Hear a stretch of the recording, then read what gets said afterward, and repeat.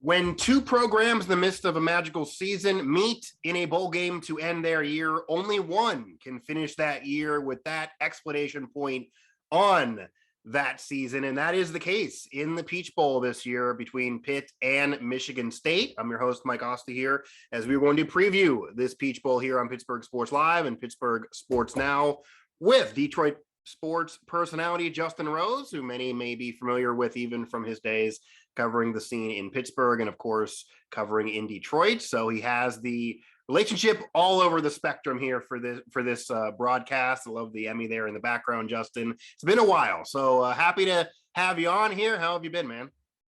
I've been good. Happy to be here. Thanks for having me on. And it's so funny when the bowl pairings came out. Yeah. You know, my friends started texting me, "Oh, it's the Rose Bowl, J Rose Bowl." Right. Because it was Pitt. I'm very close with, EJ Borghetti and all the people over there. Back was covering Paul Christ's days back at down there at the South Side. Right. And then I'm a Michigan State grad as well, and then having an opportunity to work in Detroit for 7 years, covering both Michigan and Michigan State. So when it came out, these two programs, I was pumped.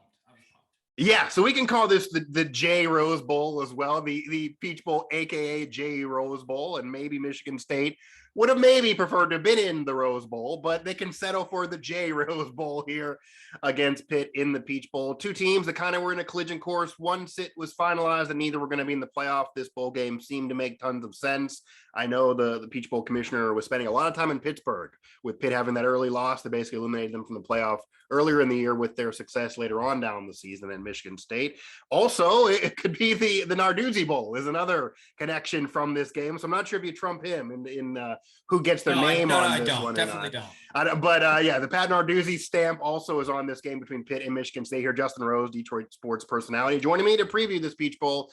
And Justin, to get us started here, these two teams are in the midst of special years and are in this major bowl game, but they got here in two different ways. Michigan State for a while was in the driver's seat for a playoff opportunity. They really thought they could get there. You have the big brother, little brother rivalry with Michigan. You mentioned you also covered Michigan and able to kind of get that W despite the special year for the Wolverines, as they are a playoff team. So you have the weirdness of winning the game, but they have the better year. And I've seen that be an argument all over Twitter.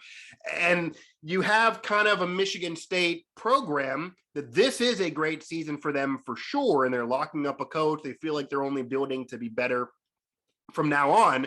But there's probably some fans out there sitting there saying it could have even have been better, that maybe it could have even been more than this. What is the perspective entering this Peach Bowl? What type of year was this for Michigan State from a fan perspective, and even somebody who covered this program during some dog days entering this Peach Bowl? What would you say is the overall theme of this year and the fan perception of this season? Is it all roses, or it's house money? Is there Mike, a thorn? Let me help you here, because it's house money. Okay. Nobody expected this. The odds makers in Vegas didn't have Michigan State winning more than 4 games this year.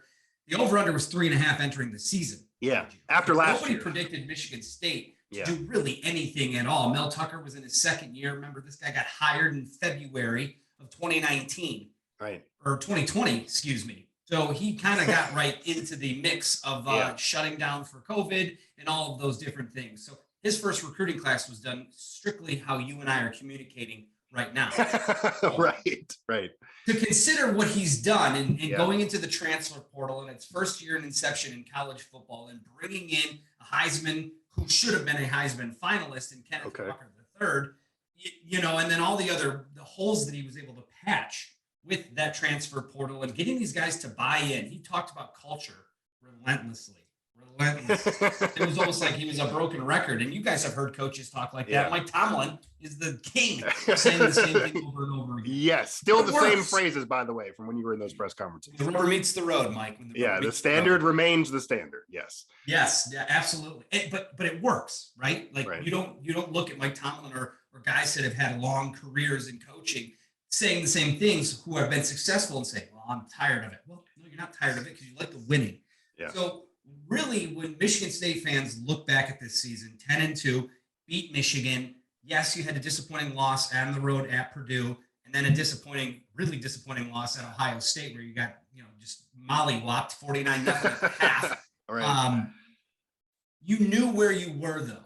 And that's where it was fun because like the first couple games you start seeing them win. They beat Miami and down in Miami and you're like, oh, this is good. Then they enter Big Ten play and they just keep winning and they just keep winning. Just keep winning.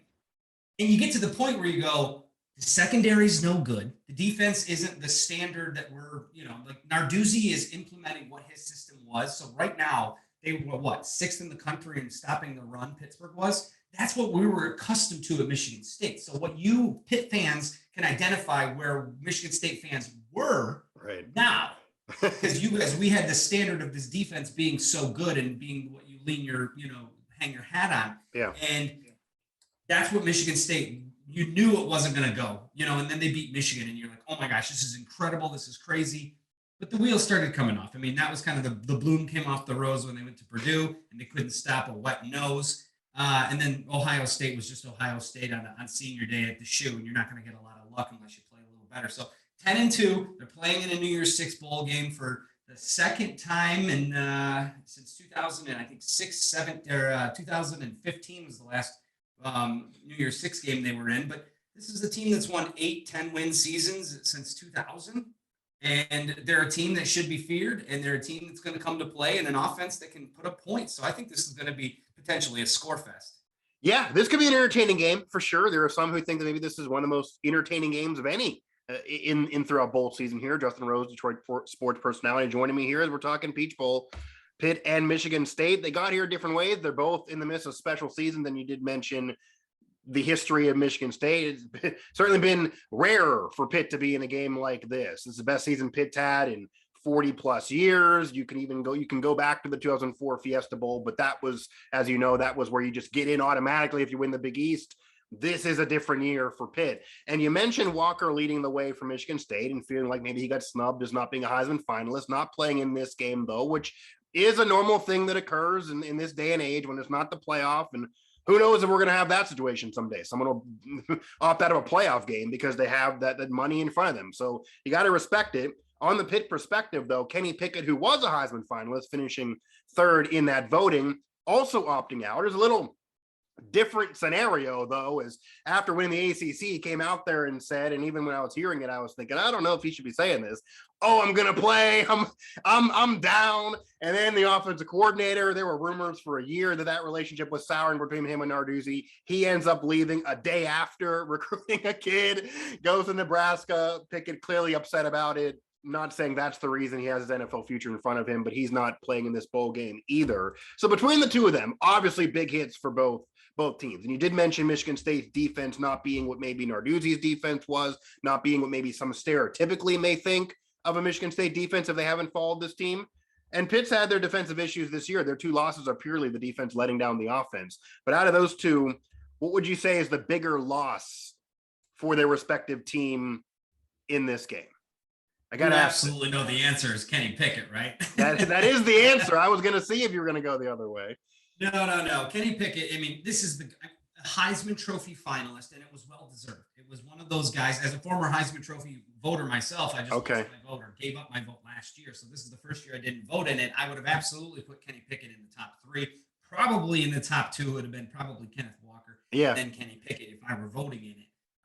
Is that a Michigan bias there for you, or no? Because if you look at the numbers, I think that the Heisman is supposed to go to the guy who puts his team on his back the most. Right. And Kenny Pickett and Kenneth Walker III were the two guys that did that unequivocally across the country this year.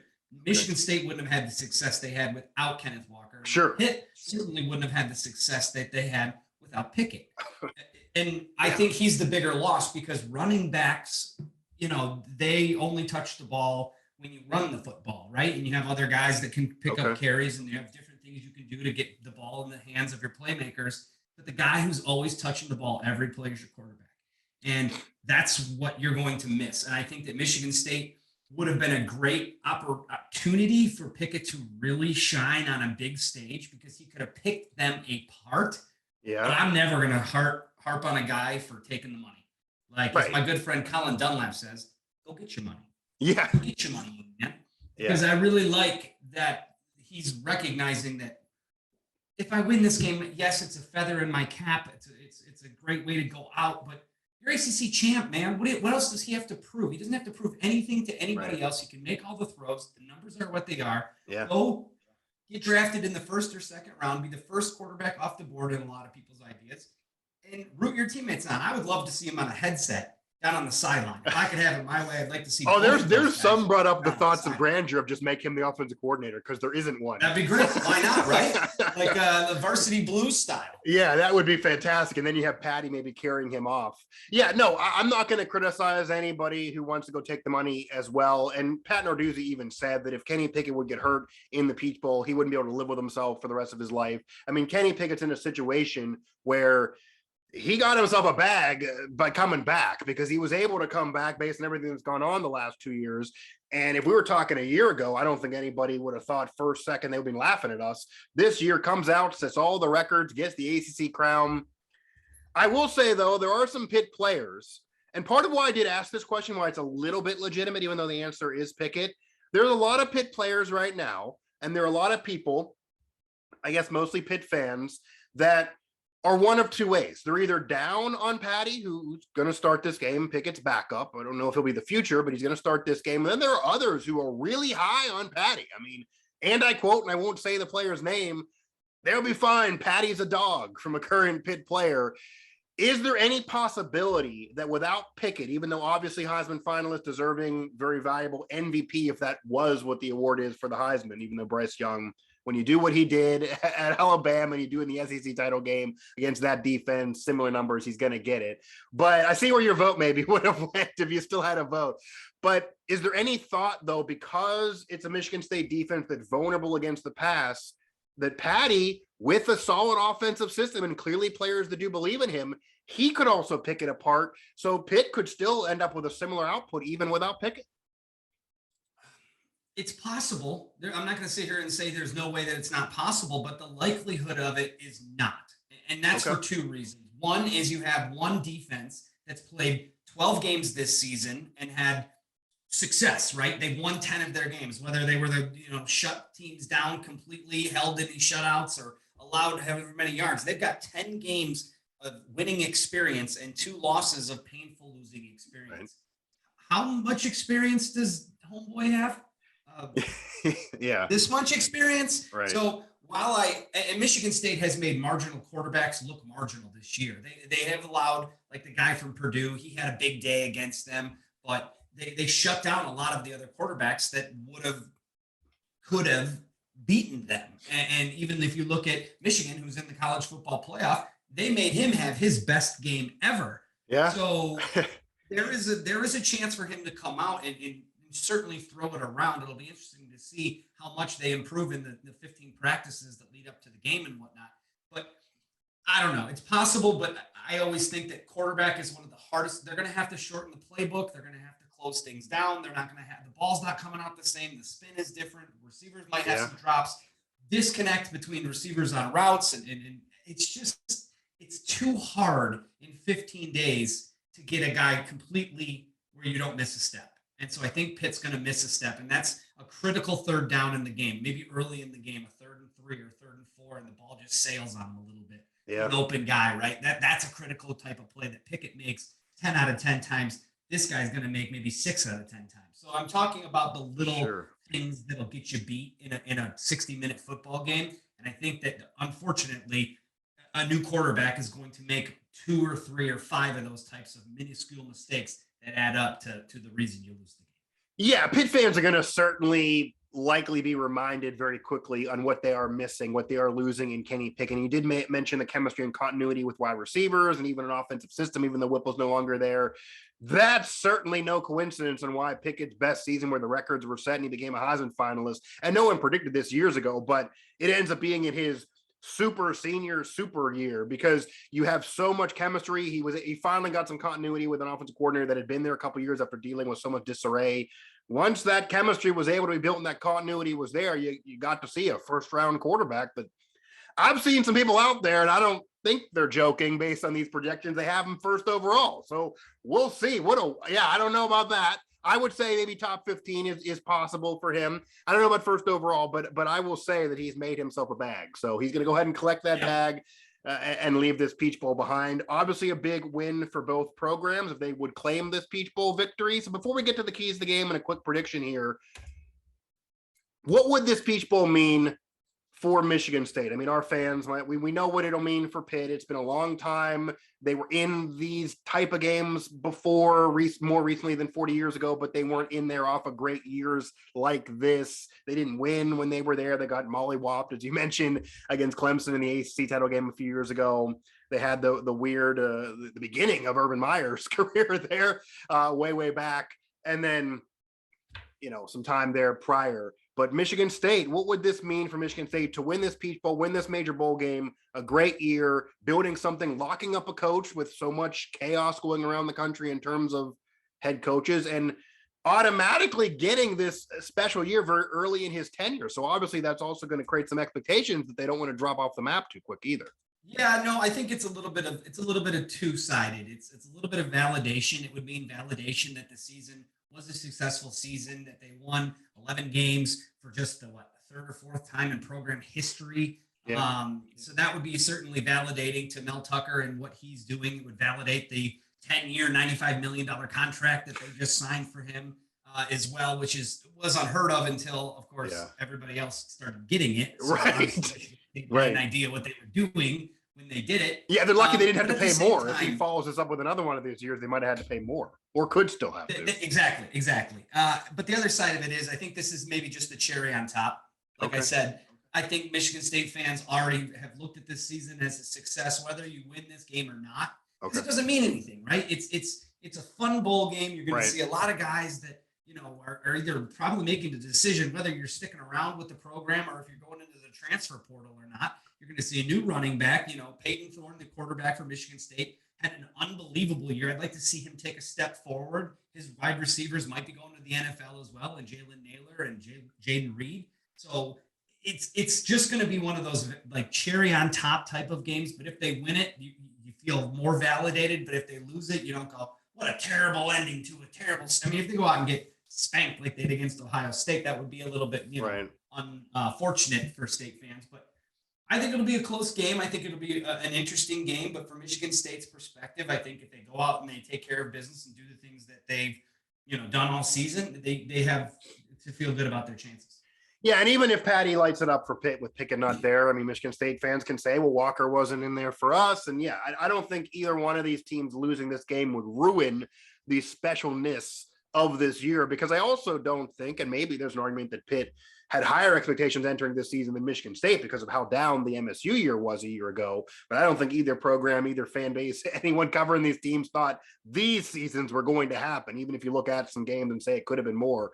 Well, what it wasn't supposed to happen in the first place. So Justin Rose here, Detroit sports personality, as we're previewing the Peach Bowl. What's your major key to this game? Obviously there's some major players not playing in this game.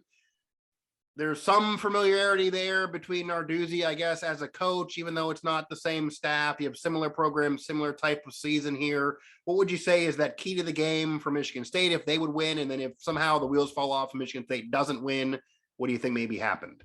Well, I mean, the key matchup is going to be how the quarterback does against Michigan State secondary. I mean, if he comes out and he lights them up and he throws for 250 plus yards and 3 scores, yes, Michigan State can keep pace with that. They've shown that they can play against good defenses and move the ball well. They did it all season long, sans for one game where they just couldn't move it at all. So they definitely have the ability to play in a shootout. But if they, like I said earlier, I think that key is going to be how well Pitt's quarterback plays against them. Is he able to take them out of the game and make them frustrated, because the defense has been frustrated. The front seven has been terribly frustrated with the backside not being able to hold up their end of the bargain.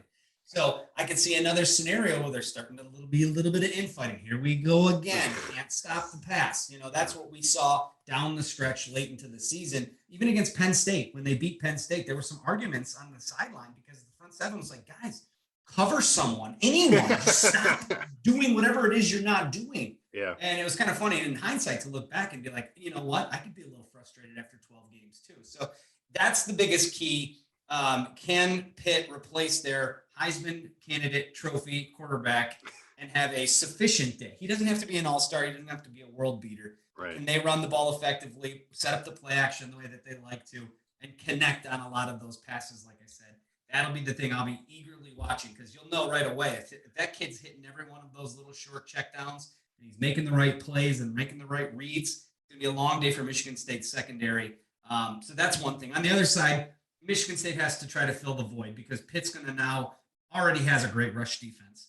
But now they're already going to be able to stack the box one less guy because they don't have Kenneth Walker in there. And they know that the other running backs just don't have that same juice. I mean, most of Walker's yards came from after contact. So the other guys don't have that same ability and that same switch. So I'll be looking to see how they make sure that the running game gets going for Michigan State, because that sets up everything else they like to do. They're not a real spread team. They like to play action and run the football. So we'll see who kind of dominates the line of scrimmage on both sides and run the offense the way they want to. Well, also, it would be interesting if Pitt really hammers home the run game even more than normal, because it took them until basically halfway through the year before they even established a running game, which is amazing that Pickett was able to do this with it being so obvious what Pitt was going to do for a while. Once they established the running game, you saw him even pick up. It became easier for Pitt offensively, and it's kind of a collective unit. They're all young enough, so they will be there, and we'll see if Pitt maybe goes to them even more with Pickett no longer under center, and certainly not for this Peach Bowl here. Justin Rose, Detroit sports personality. We're talking Peach Bowl. We're talking Pitt-Michigan State here on Pittsburgh Sports Live and Pittsburgh Sports Now. I probably know where you're going to go, but I'm going to ask you anyway, or maybe you're going to surprise me and you want to be right over where maybe your heart would align. What's your – I've said that to people too. I picked against them. It's like, what are you doing? Like, I like being right too much. What's your pick for this game? How do you see this shaking out here at Pitt-Michigan State Peach Bowl? You know, it's tough. I hadn't really thought about this, and I probably should have, knowing that I was going to be doing this. But now that I'm on the spot, I think it's a coin flip. I really do. I mean, if I had to shade it one way, I would go with what's comfortable and what I know. And what I know is that Michigan State can put up points. What I don't think they can do is stop the pass. But now we have two different sides where your quarterback isn't playing and our running back isn't playing. Right. So it's like, wait a second, what's the bigger loss? The biggest loss to me is still the quarterback. So right now I'm going to go 51-49%. Wow. Michigan's, I mean, it's razor thin. Wow. You can't replace a quarterback who took every single first team rep all season long. You just can't. But at the same time, how different does Michigan State's offense look without a guy that can break one every single play?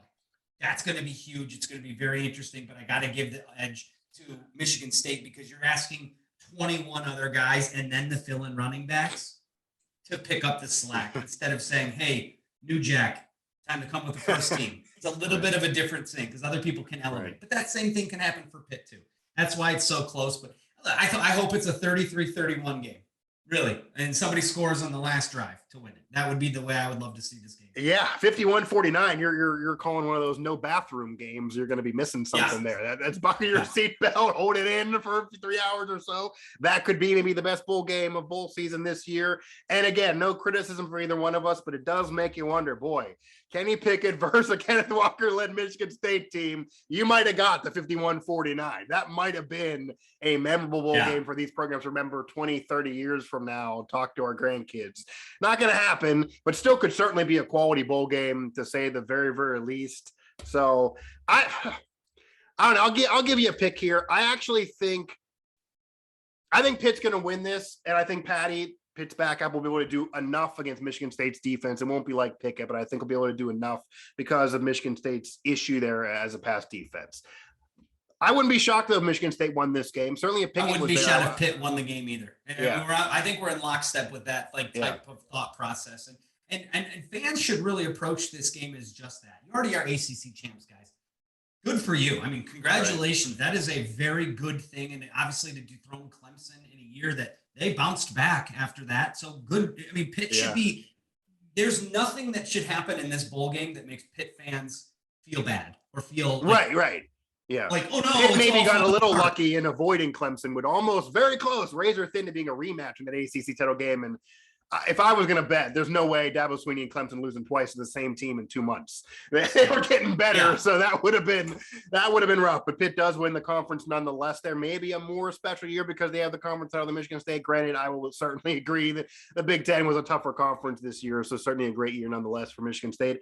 Justin, I appreciate the time. You can call it the J Rose Bowl if you'd like. It is officially called the Peach Bowl, and maybe one of those years Michigan State will be in the actual Rose Bowl, and then you can really hammer that home and allow your last name to be a part of that one. So I appreciate the time. Glad catching up with you, and we have a great game in store, really, no matter what, no matter how you slice it out.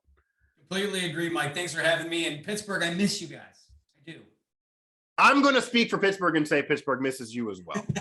I will ask Mike Tomlin if he misses you next time I talk to him. Yeah, I'm sure. Yeah, we'll see. Nonetheless, man, have a good night. Hey, see ya.